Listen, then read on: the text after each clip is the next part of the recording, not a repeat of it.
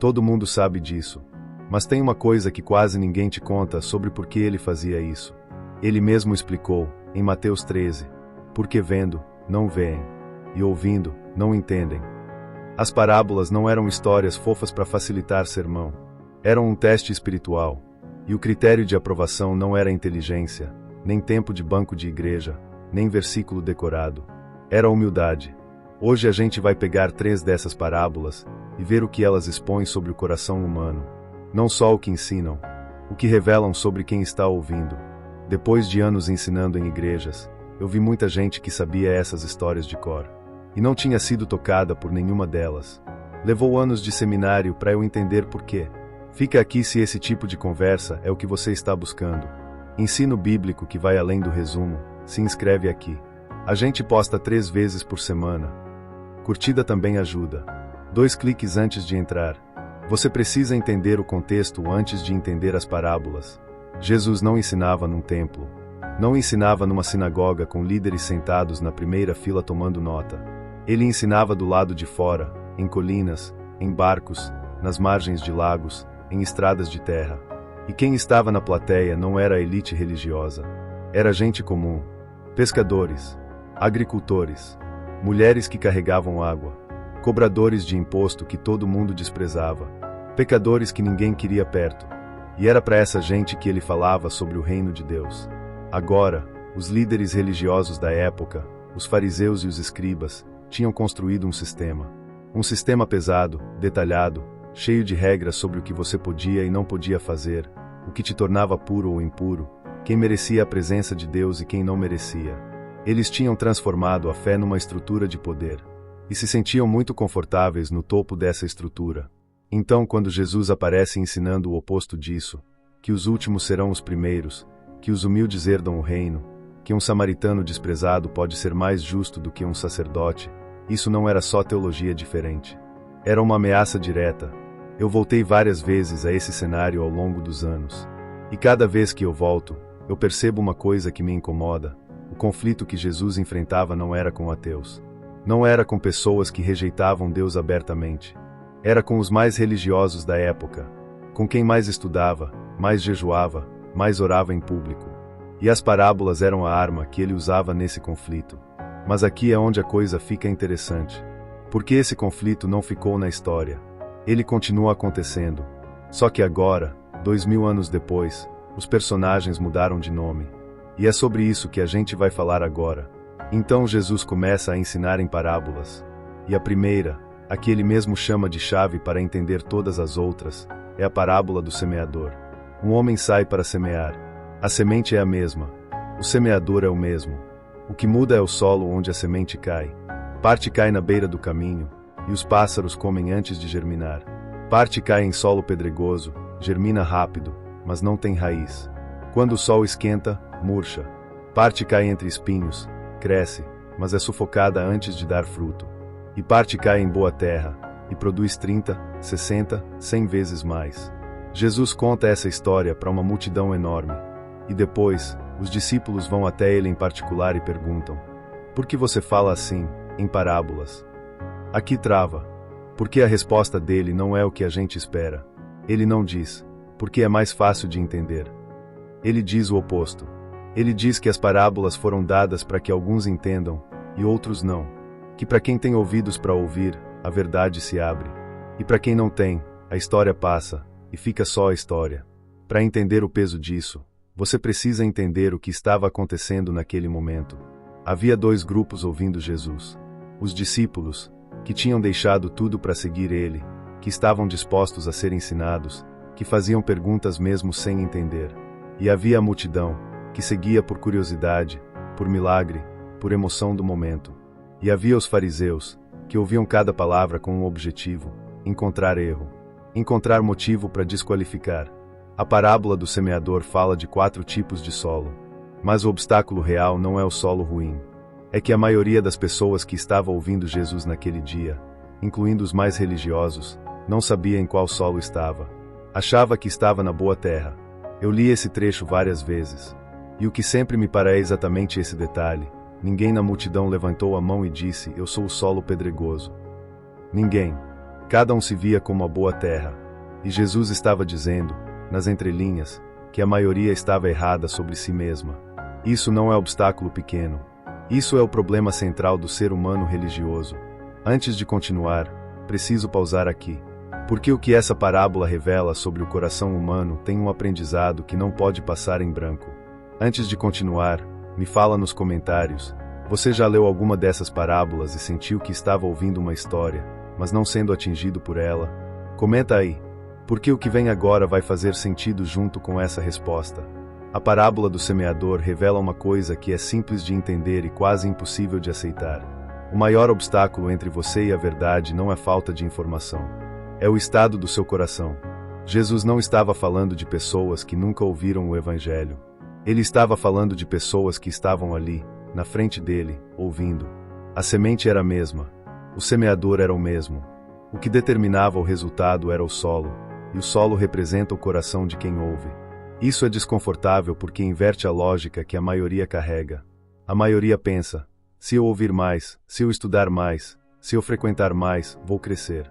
Mas Jesus está dizendo que você pode ouvir a verdade diretamente da boca de Deus, e não ser transformado por ela. Não por falta de esforço, por causa do estado interno de quem está recebendo. O solo pedregoso é o que mais me impacta nessa parábola.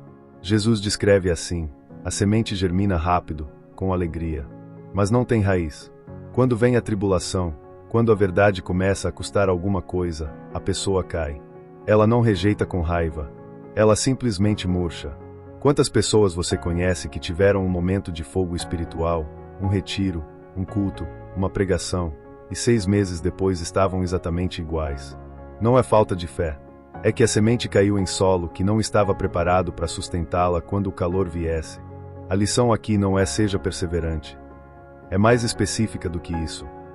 Antes de buscar mais ensino, mais conteúdo, mais experiência espiritual, vale perguntar em que condição está o solo que vai receber tudo isso. Porque solo duro não é transformado por mais semente. É transformado por um processo diferente. E esse processo começa com honestidade sobre o próprio estado. Isso, Jesus não explica na parábola. Ele deixa a pergunta aberta. E essa pergunta aberta é exatamente o que as próximas 2 parábolas vão responder. Guardou essa lição? Porque a história continua, e o que vem agora é onde o nível sobe. A história continua.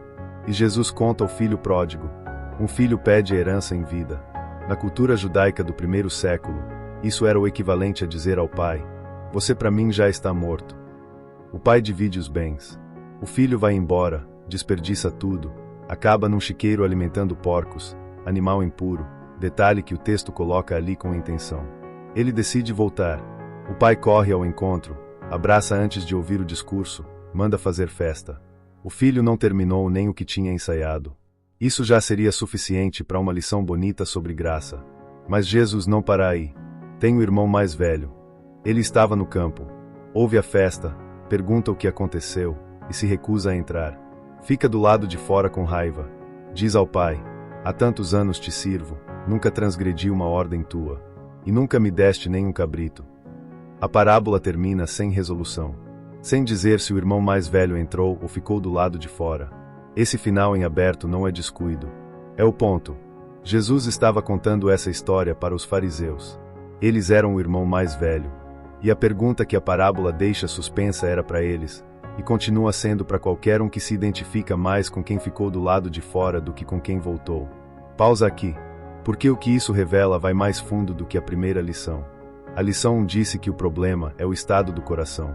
A lição 2 vai um nível abaixo disso. O irmão mais velho não era uma pessoa má. Era dedicado, fiel, trabalhador. Nunca tinha saído de casa. Nunca tinha desperdiçado nada. E mesmo assim, estava do lado de fora da festa, com raiva, incapaz de se alegrar com a restauração do próprio irmão. Por quê? Porque ele servia ao pai esperando algo em troca. Ele mesmo entrega isso na fala: há tantos anos te sirvo, nunca transgredi uma ordem tua. A palavra que ele usa é sirvo, mas o que ele descreve é um contrato. Fidelidade condicional. Obediência como moeda de troca. E quando o pai quebrou as regras do contrato, dando ao filho pródigo o que ele não merecia, o irmão mais velho entrou em colapso. Não porque foi injusto com ele, mas porque expôs que a relação que ele achava que tinha com o pai não era o que ele pensava. Aqui está o insight que demorou para assentar para mim. O orgulho religioso não se parece com orgulho. Ele se parece com dedicação, com fidelidade, com disciplina. É por isso que é tão difícil de identificar e tão difícil de abandonar. O irmão mais velho acordava cedo, trabalhava muito, obedecia sempre. Por fora, era o filho exemplar. Por dentro, estava num relacionamento transacional com o pai. E quando a graça apareceu, graça de verdade, que não segue lógica de mérito, ele não conseguiu suportar. A Bíblia chama isso de coração endurecido. Não o coração do filho que foi embora. O coração do filho que ficou e que construiu, tijolo por tijolo, uma religiosidade que no fundo era sobre ele mesmo. Isso muda como eu leio qualquer situação onde alguém rejeita a graça.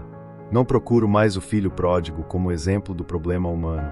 Procuro o irmão mais velho, porque ele é mais comum e mais difícil de reconhecer, especialmente em nós mesmos. Segundo o aprendizado guardado, a história ainda tem uma última parábola, e ela vai destruir qualquer ilusão que sobrou. A história continua, e Jesus conta a terceira parábola, o bom samaritano. Um homem desce de Jerusalém para Jericão e cai nas mãos de ladrões. É espancado, despojado, deixado à beira da estrada, quase morto. Passam por ele um sacerdote e um levita, os mais respeitados religiosamente na cultura judaica. Os dois veem o homem. Os dois desviam. O texto não explica por quê. Não precisa. O desvio já diz tudo. Quem para é um samaritano? Para entender o peso disso, judeus e samaritanos se odiavam. Era um ódio cultural, religioso, histórico. O samaritano era o último personagem que o público de Jesus esperava ver como herói da história. Mas ele cuida dos ferimentos, coloca o homem no próprio animal, leva a uma hospedaria, paga do próprio bolso, e antes de ir embora, diz ao hospedeiro: se gastar mais alguma coisa, eu pago quando voltar. O que Jesus faz aqui é cirúrgico. Ele pega a pergunta que motivou a parábola. Um intérprete da lei tinha perguntado: quem é o meu próximo? Tentando justificar a si mesmo, e vira a pergunta de cabeça para baixo. No final, Jesus não pergunta: qual dos três era o próximo do homem ferido? Ele pergunta: qual dos três se mostrou próximo? A diferença é enorme. A primeira pergunta delimita: quem eu sou obrigado a amar? A segunda expande: como eu posso agir com amor? O intérprete da lei queria uma lista. Jesus deu um espelho. Cada passo do samaritano tem a marca das duas lições anteriores. Ele não perguntou se o solo estava pronto para receber ajuda. Ele agiu. Ele não fez um cálculo de mérito: esse homem merece minha ajuda. Ele simplesmente viu a necessidade e respondeu a ela. Não é coincidência que o herói da história fosse exatamente quem os religiosos desprezavam. Jesus estava mostrando que compaixão real não tem uniforme, e que religiosidade sem compaixão não é espiritualidade, é performance. Mas antes de fechar, tem uma última coisa que eu preciso dizer. É a parte que ninguém conta, e por isso ficou por último. Essa última lição é a que eu mais tenho vontade de omitir. Porque ela não é bonita, mas é a mais verdadeira das três. As três parábolas mostram o caminho. O que elas não mostram é quanto tempo leva para percorrê-lo, e o que custa no meio do processo. Vou ser direto. Reconhecer que você é o solo pedregoso não te transforma em boa terra automaticamente. Perceber que você tem mais do irmão mais velho do que do filho pródigo não dissolve o orgulho religioso numa tarde. Entender que o samaritano é o modelo não significa que você vai agir como ele na próxima oportunidade. O processo de transformação do coração é lento, silencioso e cheio de recaída. A Bíblia é honesta sobre isso de um jeito que os testemunhos de domingo raramente são.